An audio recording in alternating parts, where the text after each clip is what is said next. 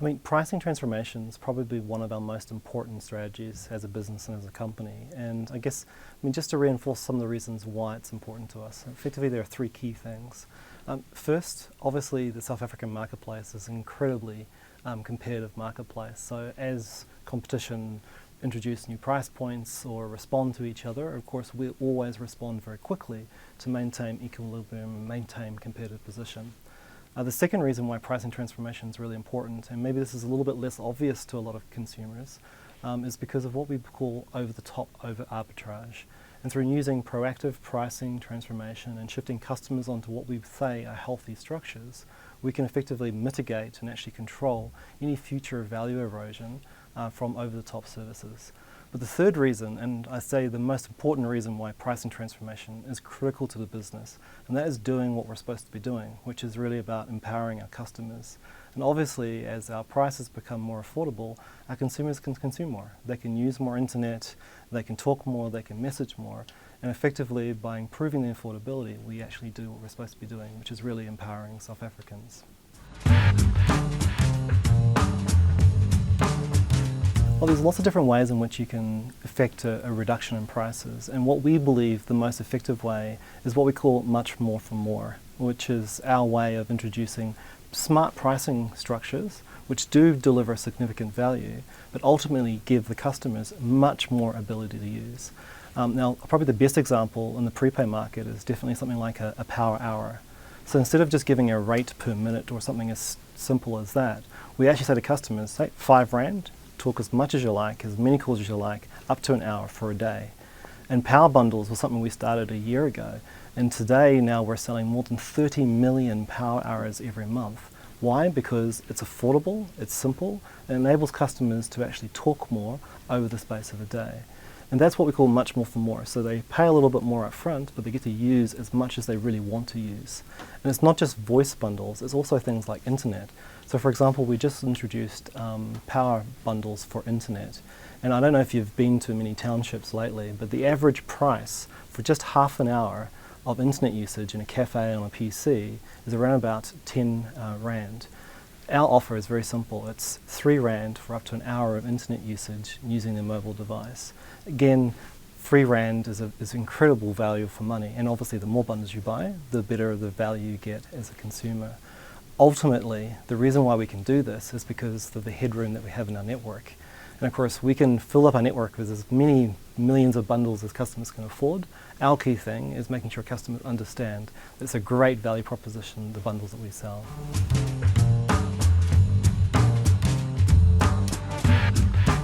You know, in South Africa, I wish that more companies were focused on price transformation like we were. Obviously, if you reduce your prices, for example, on prepaid by 24% in 1 year, we also have a business to run here, and of course we can't afford a significant negative revenue impact. And I guess what you've seen over the last years, we've managed to reduce prices, but at the same time maintain positive revenue growth for the business itself. So what we're doing is we're doing some very smart things to actually balance the price reduction with other activities to ensure that we still deliver a positive revenue growth. Effectively, there are 3 really key things that we do. And the first one is obviously the much more for more strategy delivers what we call positive elasticity. And that means that we structure the bundles in a certain way so that increased customer usage will offset the price reduction. So for example, on prepay, we reduced prices by 24%. The customers loved it so much, they actually increased their usage by 21%, so the net reduction in price, it was actually very minimal. The second thing we're doing, obviously, is data. And when I first joined the industry, our business was about capturing share of voice, share of throat, because our customers effectively were just doing this. These days, our customers are more and more just doing this. They're actually using our devices primarily for internet. So maximizing the use of customers having internet hours on our network and growing the data business is also a really key way to actually diversify our revenue and keep our revenues growing at a positive rate. In the last year, we are now South Africa's largest internet business, an internet company, and the rate of growth that we're seeing is quite incredible. Smart devices on our network grew by 22%. Tablets on our network grew by over 48%.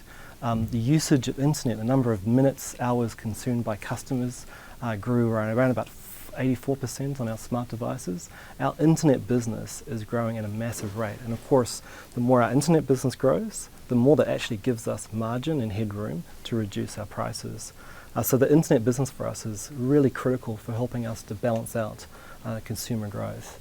The third area that allows us to protect revenue is what we call customer value management. And it's a bit of a technical word, but what it really simply means is direct communications to our customers to incentivize and reward them for using more.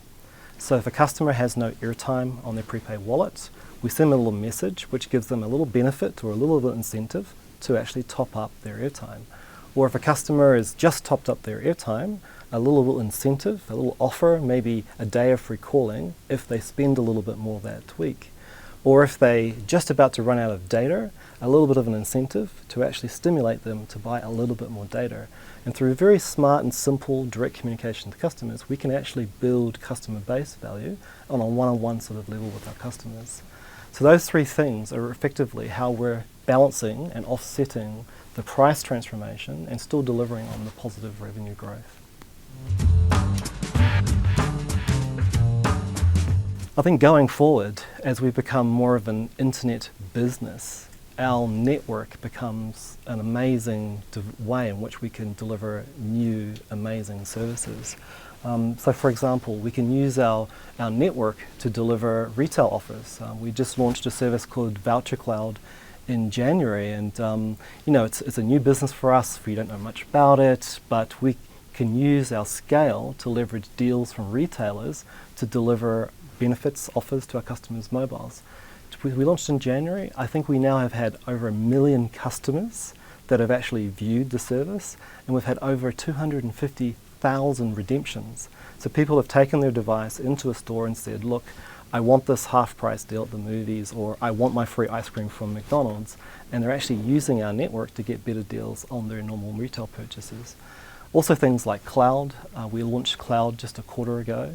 It's basically a service that enables you to back up the contents of your smartphone so you don't lose your contacts and your messages and stuff like that. It's now completely free for all of our contract customers. You get 5 gigabytes of space where you can back up your storage. We now have 15,000 active customers. An indirect area, insurance. Obviously, the more expensive your phone, the more you love the contents on your phone, the more you want to protect it. Our insurance business over the last year has grown to more than 820,000 policyholders and a business of around about 300 million in terms of size. Obviously, we're just getting started out as a company, but these opportunities, they'll grow and grow and grow into quite substantial businesses in their own right. I guess at the heart of all of this is, as we become an internet business, our ability to innovate and introduce really amazing new services starts to expand quite incredibly. And so the future horizon of internet services and us as an internet company is quite an exciting sphere for us. In terms of delivering a good telco service, it's not simply about price. It's actually about the service you deliver, and of course, does your network do what it's supposed to do? And at the end of the day, a customer may think something's a lower price, but if they can't use their phone, then it's a pretty black and white sort of rationale. They then simply come back to your network. And I think with Vodacom, what we have is simply the best network, the most amazing network. And don't believe a lot of the stuff you hear. I mean, our network is substantially better, just not only for voice, but also for data and for internet surfing as well. If you combine that with your pricing strategy, which is fun, engaging, rewarding, and actually really saves customers significantly more than a simple flat rate, with great service and who we are as a business, I mean, that's actually our competitive strength. And this is fundamentally the reason why in the last year we've continued to grow very positively in the face of what is quite significant price challenge and competition, and some of the others have fallen away to a certain extent. It's not just about prices, it's about great network, great service, and then fun, engaging offers to customers which keep them engaged with the network, keep them getting services that they really value and want to use, and ultimately using more in our network.